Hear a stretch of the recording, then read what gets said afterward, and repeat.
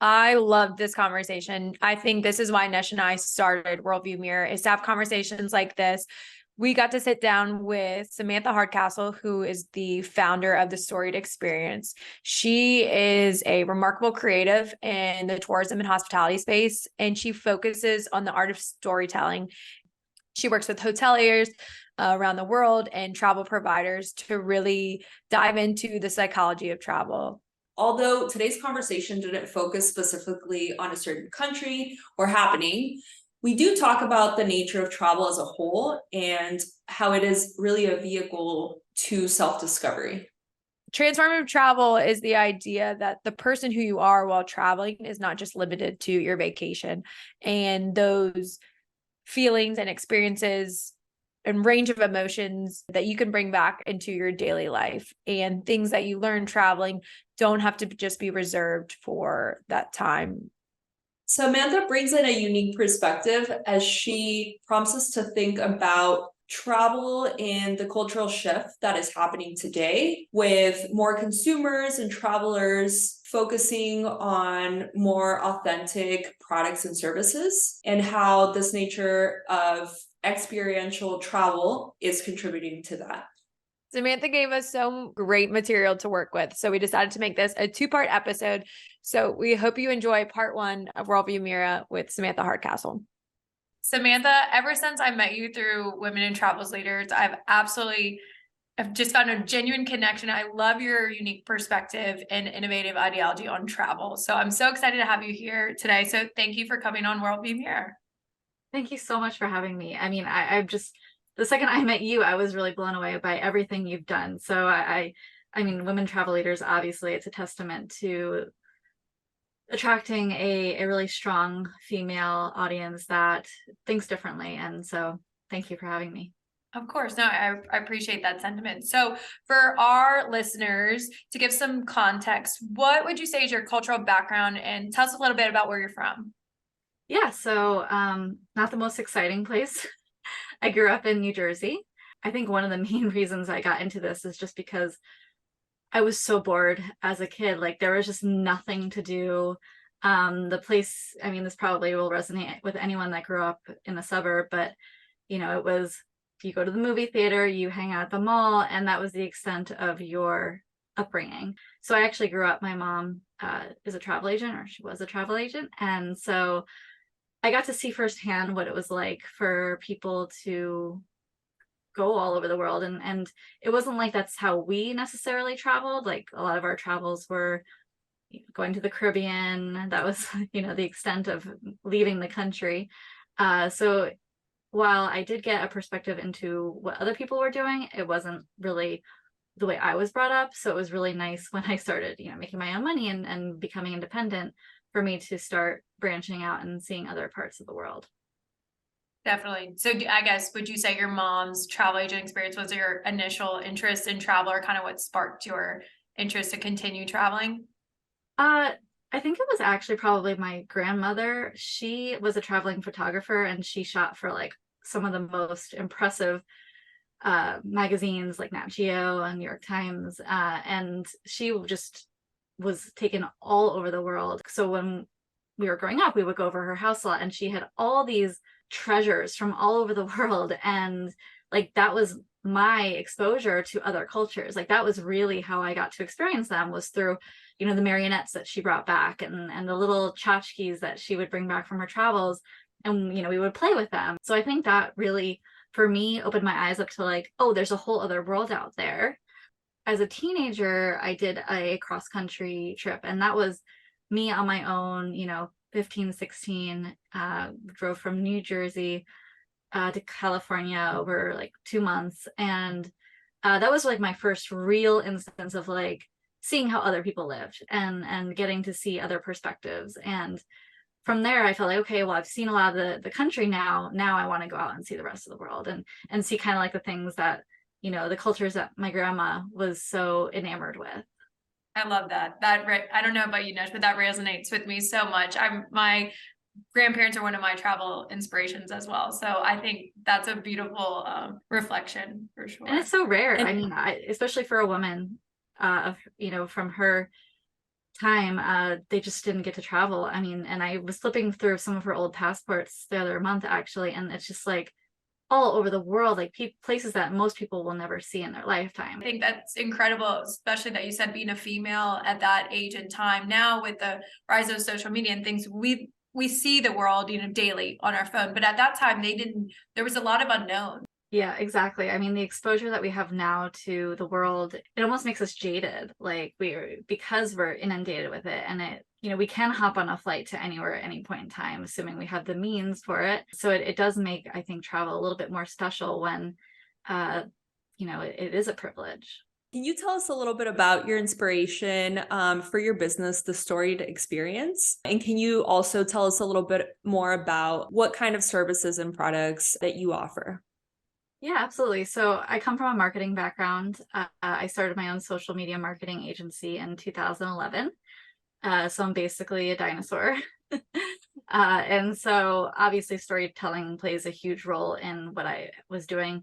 When I realized that I really wanted to play a bigger role in the offline experience and supporting my clients in going beyond just promoting their business, storytelling has always been so inherent. And storytelling to me is more than just about telling a story. One of the things that I really like to advocate and talk about and educate people on is that every time someone travels, they're going on a journey, right?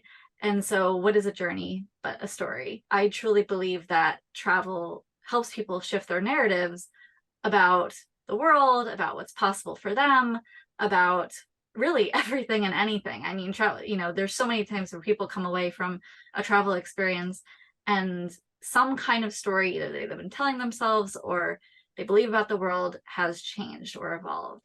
Really, my goal is to help people understand that their experience is more than just an activity. It really is a journey that people are taken on, and those have the greatest impact for people. What the Storied Experience does is we're a creative consulting collective. So I work with a lot of different people in a lot of different creative spaces. But for the most part, what we're doing is we're helping you see opportunities to deliver more value, create more of that journey narrative that takes people from point A, they're arriving to your experience, to your destination, whatever it is, and they're feeling this, like, we're always dealing with something, right? We're always coping with something that's frustrating us. I mean, if no one's life is perfect, as we recognize what they're going through, being able to guide them through to the other end of where they want to be. And it's not about delivering these massive transformations. Yeah. It's about offering that one little spark that can change them on maybe a different level than what we're used to thinking of transformation. I like to think of it as like a small T transformation, where it's a shifted perspective.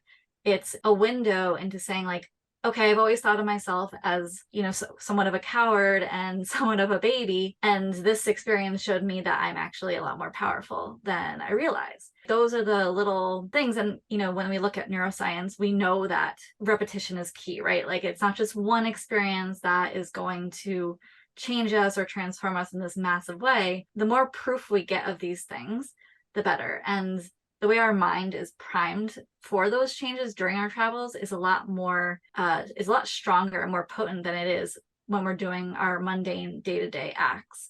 It's an intense creative process in the sense that we're doing a lot of deep work into looking at the emotional state of what people are dealing with at this point in time, where they're at in their lives and where they want to be. But once we have that answer, it's just so simple and easy to see the ways that you can tweak your experience to say, okay, before we were just focusing on these surface level aspects, now that we know our guest really cares about this, we can really start to shift the way that we approach our experience. And just for the listeners out there, can you give us a brief example about a small change that your company has recommended or that someone could make to give that level of transformation to an experience? So one of my favorite examples, I had a woman come to me, she's out in Australia and was looking to create a more purpose-driven property and a more purpose-driven experience for her guests. And what she was seeing and what she was sensing from her guests is that they were just stuck in this cycle, kind of like a hamster on a wheel. And of course, many of us are familiar with that. So her concept essentially was to say, we're going to help shift people out of this stuck state, supporting them embrace a more tinkering, playful mindset and attitude. When I imagine what that experience would look like, it's about helping people release their perfectionistic tendencies, right? When we go on vacation, we do adopt a more carefree attitude. Sometimes, some of us do, not all of us. But how do you start to reinforce that so that it's not just that's who I am on vacation, and now I have to go back to my normal life where I am a type A, rigid professional, where I can't, I have to put on this mask or whatever it is. Yeah. So it's really about helping people see, like, and my favorite way to do this, especially for a place like this, is through creative pursuits, getting people to literally just release their perfectionistic tendencies through maybe artistic or activities that are invoking their imagination. And that's a great place to start.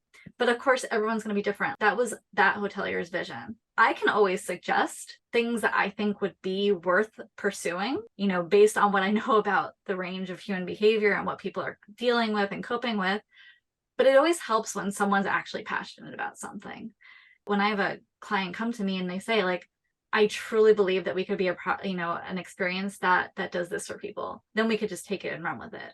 And I think going back to what you and Ash were talking about at the beginning, with travel being relatively more accessible now for people, obviously not for everyone, but with all of the planning tools that we have, the different online resources, I think that creating very intentional and like curated experiences for people like this with an emotional connection brings so much value and does help differentiate travel businesses, right? Because you are able to, stand out and not just be like any other, tour bus or taking somebody to the museum and having somebody take a picture in front of a statue that they're not going to remember 2 months from now. Right. So it does bring another level of attachment and value for the traveler.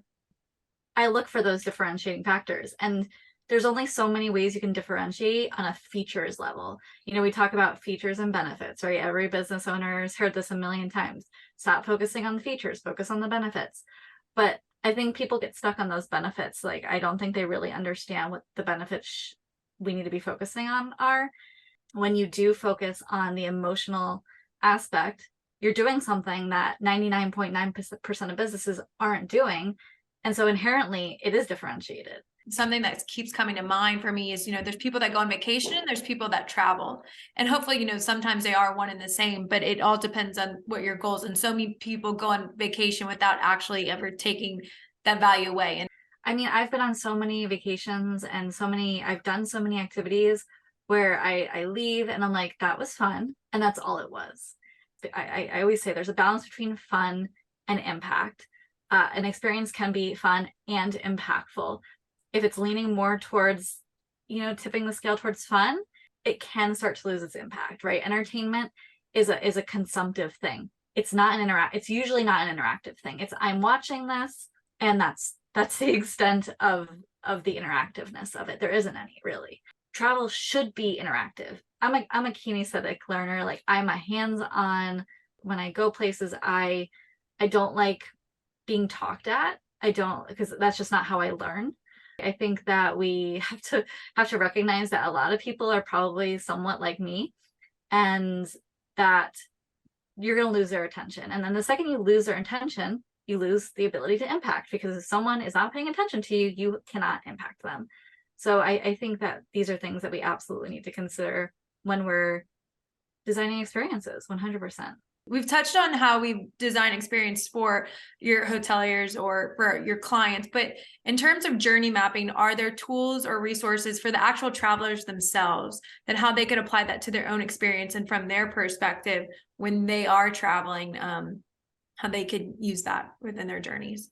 I would always recommend working with a travel designer who is aware of this sort of thing. Like, the Transformational Travel Council is great. They also have resources. If you're not familiar with it, they have like journals and things that you can be more reflective of as you're going through your journey. But it's hard to say, like, because I think really it's just about awareness. Like, do you have an intention as you go into this trip? And what is it? Right? Like if you don't set an intention for your trip, then it's just, you know, life is happening to you. And you're not going to pay attention to opportunities as they arise that are going to challenge you. And I think that it's about choosing activities that will challenge us. I think a lot of times, it's okay to do this. I mean, I just did this, is just taking a beach vacation, right? Just taking a vacation where you can relax and not do anything, to not be engaged, to not be challenged. But if you really do want to have an experience that impacts you, there is going to need to be some challenge, and I speak from experience. This is difficult to find. It's difficult to find experiences and activities that will impact you. So if you're a traveler and you're like, yes, I want this, but I can't find it.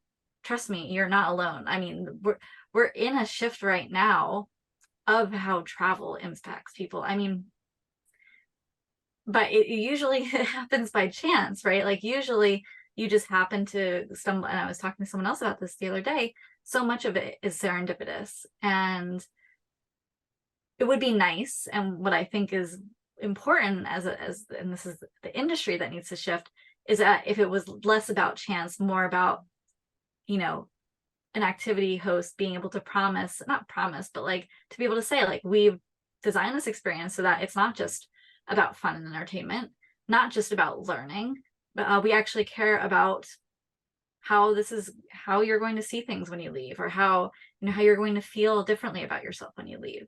And so, yeah, for the traveler, it's tough. I'm in the shoes of the traveler.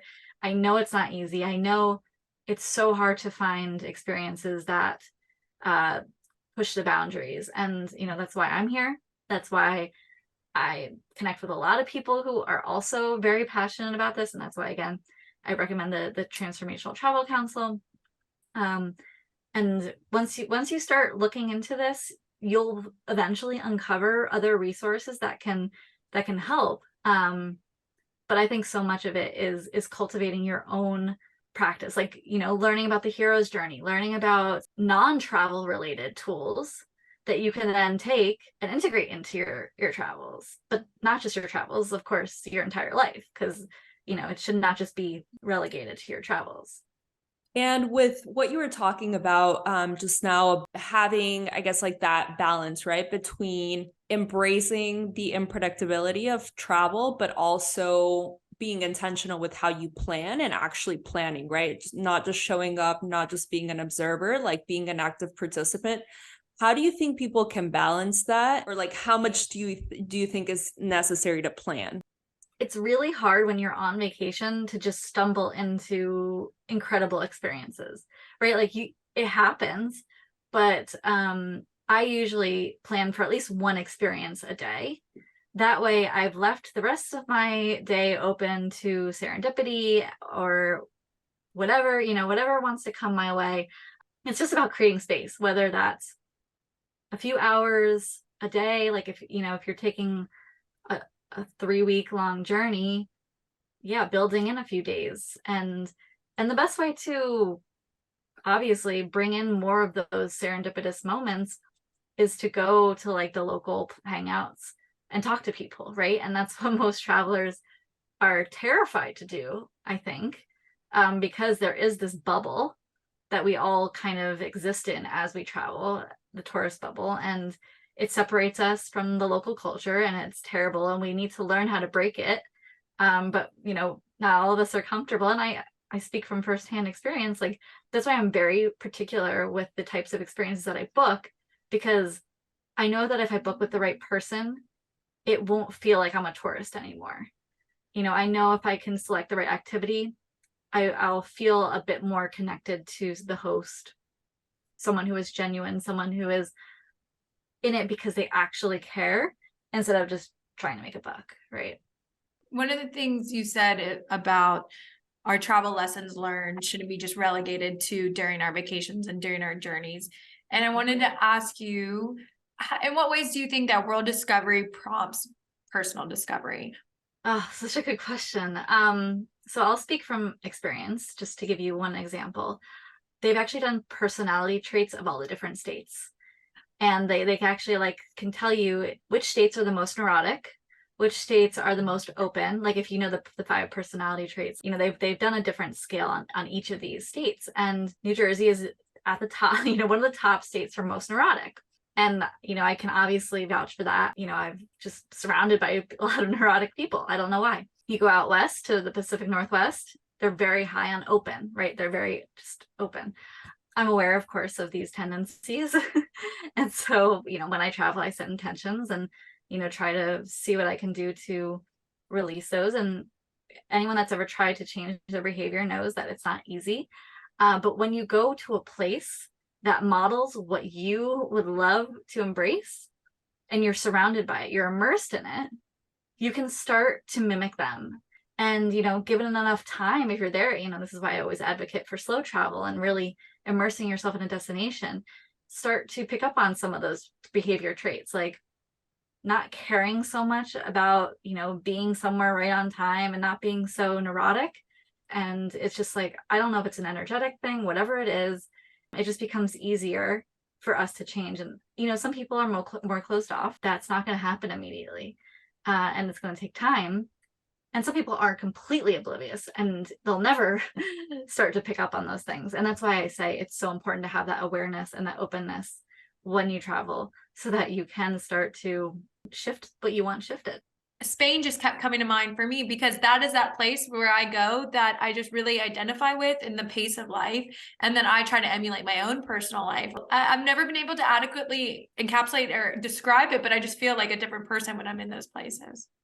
I think for me, the hardest part is getting sucked back into like the day-to-day of things. Like when I get back, I feel like every time I travel and have these great experiences, meet these great people, and I'm kind of like at a high, and then I come back to my day-to-day and it's like you kind of just like crash and burn sometimes. That's definitely something that I've thought about a lot, is like, how would you be able to like apply the emotions and, you know, like the things that you were experiencing during your trip to your day-to-day and to like who you are, you know? So I mean, I think about this a lot as well.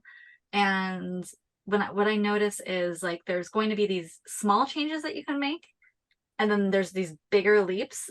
Like, for example, like leaving your job if it's stressing you out, right? Like completely changing your career. It's like the straw that broke the camel's back. Like sometimes you get back from a trip and you just like, all right, I'm burning it all down, right? But other times it's just like, oh, I really enjoyed that ritual that I did when I was, you know, on vacation, and I'm going to start integrating that into my life. And those are the small baby steps that we can implement. I mean, I can tell you right now, the way that I live today is completely different than the way I lived 5 years ago. And of course, that's when I was most burnt out. That's when I was just working, you know, ridiculous hours. It's just totally different. And it's because of the things that I learned from other cultures. And you know, my house is so eclectic in the things that I incorporate into my daily life that I've either learned on my trips or, you know, just learned from reading about other cultures, right? We don't need to travel to necessarily learn these things. I mean, it helps because, again, when we talked about being immersed in that environment, that potency does have a stronger impact. I mean, if you look at trauma, those were one event made a huge impact on our lives in a negative way. Doesn't mean that we can't have the opposite of trauma, where one event makes an impact in our lives in a positive way, right? But those are less rare. So yeah, it is a cumulative thing. And that's why when I get home, I usually like to, after, you know, setting an intention, I like to, when I return, say, okay, like what am I going to do differently when I get home? And sometimes it's just about asking ourselves that question. And most people don't ask themselves that. They just like are like, oh, well, I guess I got to go back to my mundane, overworked life, right? Samantha, what was the inspiration for your new application, Reviere? Yeah, so I'm very excited about this. I actually launched a workshop early in March, and I wanted to help people. I wanted to really walk them through my experience design process So I wanted a tool that they could do this easily with, because when you look at experience design, there are a lot of moving parts. Whether you're a hospitality property looking to bring in activities, whether you're an activity host who's just looking to change the way that you lead people through your activity, whether you're a tour, operator who's designing multi-day trips. I mean, there's always so much to consider. I wanted to put the emphasis on what was really important. And to me, obviously, this whole conversation has been about emotion and impact and the interactive engagement that we face during our travels. Instead of just working one-on-one with people, which, I only have so much, there's only one me, and my team is, other independent freelancers and creatives who also have other skills and talents that they bring to the table, but also have their own client rosters. I really wanted to be able to expand this to as many people as possible. Like, if I can make an impact with just, a handful of hosts, that's great. But if we could like literally transform the way people experience the world through the activities and the properties and the things they do on vacation and their travels, then we'll actually see the shift that I'm looking to see in the world. We saw during COVID that everyone was talking about, oh my gosh, when we get back, things are going to be different, right? Like, I saw this a lot.